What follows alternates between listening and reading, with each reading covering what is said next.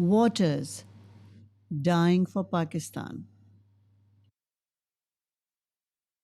The revenge of geography is upon us. The mighty Indus that rises in the mountains and flows down to the sea is besieged with life-threatening issues. We have cut off its arms, diverted its flow, poisoned its marine life and vegetation. We have built walls in its waters to restrict its flow to benefit mankind. Nature is in rage. Global warming and climate change are reality, lesser rainfalls per annum, flash floods and avalanches due to melting glaciers, and prolonged droughts are creating stress for the land and its inhabitants. In addition to surface water, geography also gifted us with some of the largest underground reservoirs called aquifers. Excessive extraction of this is plunder and rape. They are now spouting lead-laden acrid fluid in place of the once life-giving sweet waters. The landscape once dotted by fresh lakes is now barren, parched bowls of mud and slush. Can we afford to let a country of 220 million people and fast multiplying face death and starvation in times to come? Historic perspective of the legal status of water.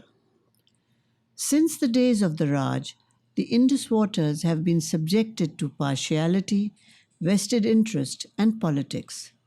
Partition defined it as Upper and Lower Riparian Network and set a Sindh and Punjab water sharing paradigm. The 1960 Indus Water Accord further divided the tributaries of the Indus. Under SCARP, the digging of 2,500 tube wells to extract groundwater was initiated. As a result of one unit, the water irrigation network was divided into 9 regions.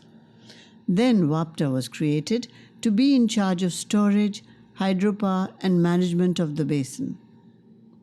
In 1973, the Council of Common Interest was created to formulate and regulate policies over WAPTA and IRSA.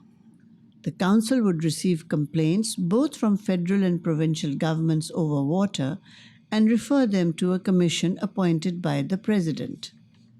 The Supreme Court has recognized this natural resource as A. Fundamental right to life, B. The doctrine of public trust, C. Stating that groundwater is national wealth and belongs to entire society and must be safeguarded, D. Terming it as our most valuable treasure.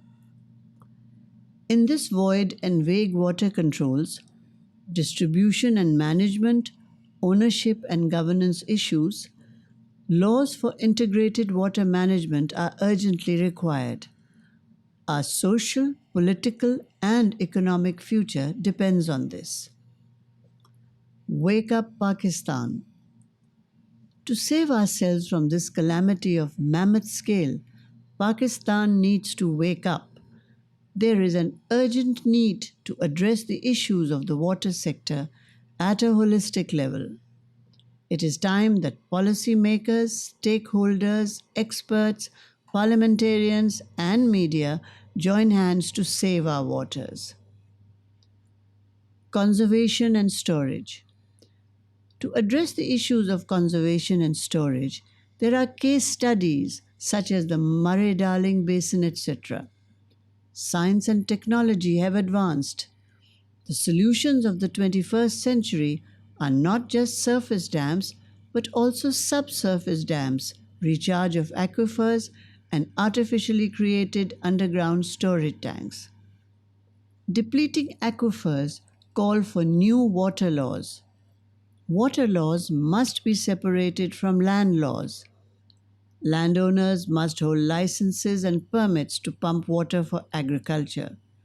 Meters and gauges must be there to measure the amount permitted. There must be a price attached to this water. Mismanagement, distribution, and diversions of the Indus tributaries must be addressed by lawmakers. Waters made toxic by industrial dumping of waste in lakes and canals must be stopped and fines imposed on those who pollute. Agri reforms. The agri sector uses 96% of the total water. Sprinkler and drip irrigation have been introduced. If farmers can be trained to curb flood irrigation and incentivized to grow less water intensive crops, sufficient savings will result from this. Channels and canal linings are required to stop excessive leakage.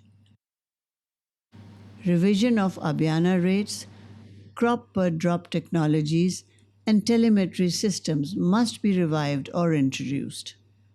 Urban water plans. Water safeguards for urban use must become a priority for planners. Focus on better distribution calls for setting up of an integrated water policy.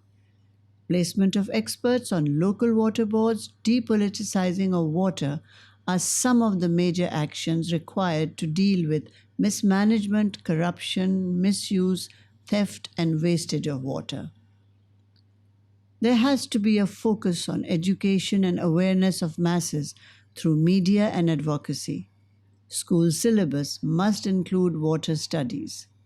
Due to salinity and waterlogging, the decrease in flow and encroachment of sea, one of the largest delta areas of the world is dying. The left bank outfall drain is now ineffective. 32 million hectares canal command area is lost to waterlogging and salinity. 33 million tons is coming into the system annually. Over 4 million inhabitants have migrated from the delta.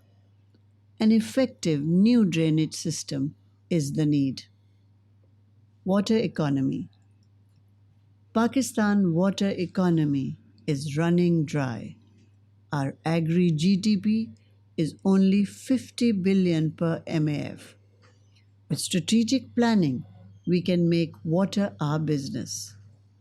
With new water laws where user pays for the quantity he uses, approximately $600 million can be added to the revenue. Water is life. Water is treasure. Water is our right. Therefore, all for water, water for all is our slogan. Waters, dying for Pakistan.